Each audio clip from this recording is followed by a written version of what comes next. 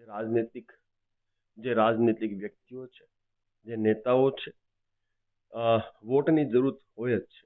અને તમે જોયું કે એક જ્ઞાતિને ખુશ કરવા માટે આ ટિપ્પણી કરવામાં આવી અને બીજી જ્ઞાતિને એમણે નારાજ કરી. એટલે એ જ્ઞાતિના વોટ લેવાતા એટલે કરી, પરંતુ અમને એનો વાંધો નથી, તમે કરો, એ પણ આપણા ભારતના જ વ્યક્તિઓ છે. પરંતુ તમે બીજી જ્ઞાતિને તમે અપમાનિત ના કરો, એવું અમારું કહેવાનું છે. અને આ ચૂંટણીનો સમય છે, લોકસભા ચૂંટણી છે, ટિકિટ રદ કરવાની અમે માંગ મૂકી છે.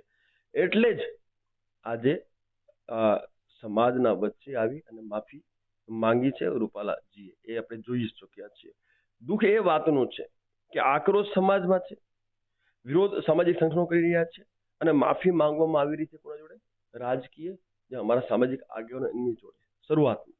હવે તો માંગી એમણે, છેલ્લે એમણે માંગી માફી કે ભાઈ સમાજ અમને જ્યાં કે ત્યાં હું આવવા તૈયાર છું અને મારી ભૂલ થઈ છે, હું સ્વીકારું છું અને સમાજ જે નિર્ણય લે એમાં હું સહેમત પણ છું, પણ મને એક વાર મને માફી આપવી જોઈએ. એટલે આ જે ઘટનાક્રમ જે બન્યું છે એમાં ડે વનમાં જો આ રીતે પુરુષોત્તમ રૂપાલાજી આવી ગયા હોત સમાજના સામે, સમાજના આગેવાનો સામે માફી માંગી હોત, તો કોઈ બીજું એક આનો નિર્ણય પરિણામ આવ્યું હોત. પરંતુ